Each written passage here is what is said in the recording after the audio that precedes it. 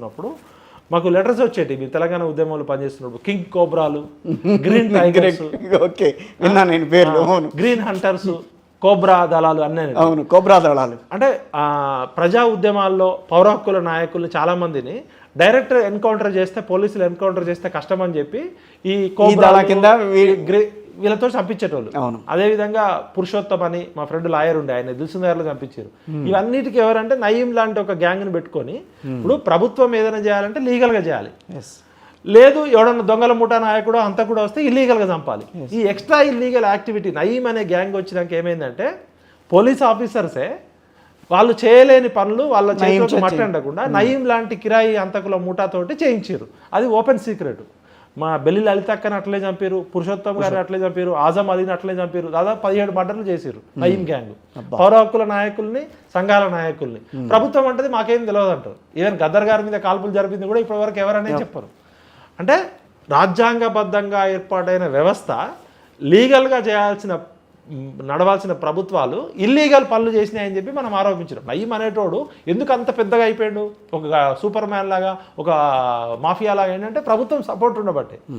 Same ఇప్పుడు గతంలో ప్రభుత్వాలు ఇచ్చిన జీవోలు, ఇచ్చిన ఆర్డర్స్ అన్ని పక్కకు పెట్టి ఇప్పుడు కొత్త వ్యవస్థ సూపర్ మ్యాన్ ఇమేజ్ వచ్చింది.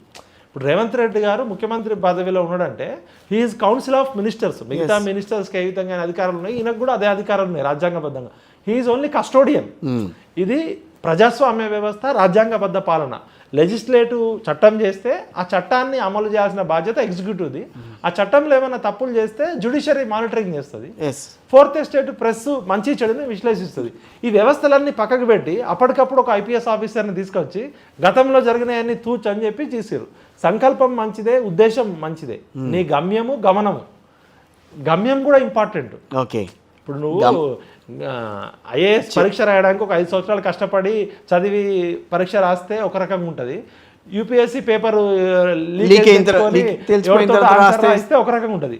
ఒకవేళ నువ్వు దొరకకపోతే మొన్న ఒక ఆమె సస్పెండ్ చేసిరు పూణేలో, ఆమె అంత తప్పుడు దారిలో వచ్చిందని. అంటే దేశంలోనే ప్రతిష్టాత్మకమైన ఐఏఎస్ పరీక్ష కూడా అక్రమ మార్గాల్లో పాస్ అయింది, ఆమె తప్పుడు ధృవీకరణ పత్రాలు ఇచ్చిరని ఆమె సపోర్ట్ చేసారు.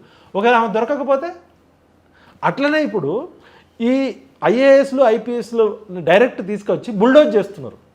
చట్టం ఉండాలి కదా, వాళ్ళు కూడా రాజ్యాంగబద్ధంగా యూపీఎస్సీ ద్వారా పరీక్ష రాసి సివిల్ సర్వెంట్. వీళ్ళు ఎవరు సూపర్ మ్యాన్లు కాదు, రాజులు కాదు, వీళ్ళు చక్రవర్తులు కాదు. ఇక్కడ ఉన్నది ప్రజాస్వామ్యం అనే విషయం మర్చిపోయి పాత చట్టాలన్నీ, ఇప్పుడు చట్టాలు లేక కాదు కదా, మున్సిపల్ యాక్ట్ ఉంది. గతంలో జిహెచ్ఎంసీకి కూడా enforcement and vigilance disaster management EVDM గతంలో కూడా ఒక ఐపీఎస్ ఆఫీసర్ని పెట్టారు.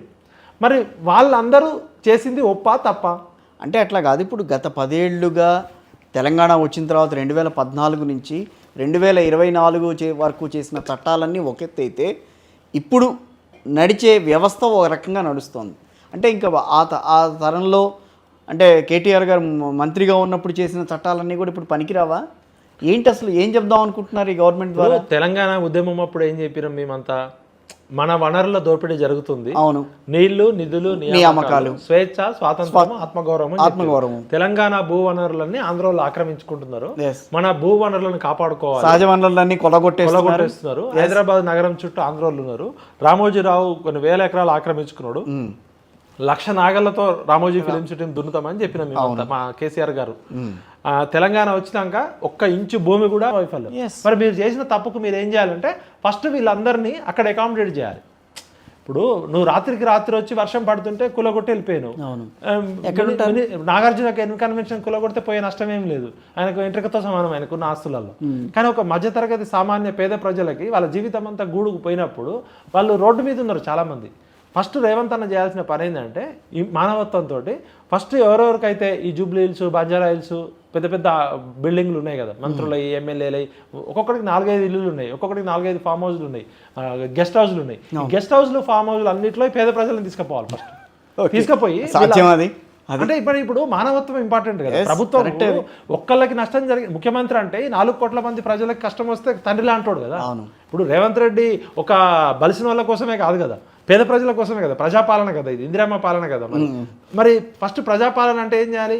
ఏ పేదవాడు కూడా గూడు లేకుండా నీ బుల్డోజర్ పోయి కూలగొట్టడం వల్ల వాడు రోడ్డు మీద ఉండకూడదు.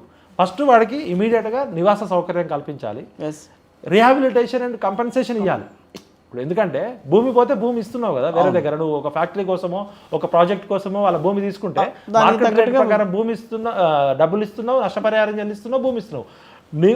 నువ్వు ఇచ్చిన లీగల్ డిపార్ట్మెంట్ నీ డిపార్ట్మెంట్స్ అన్ని తప్పు చేస్తే వాడెందుకు సఫర్ కావాలి ఒక కామన్ మ్యాను?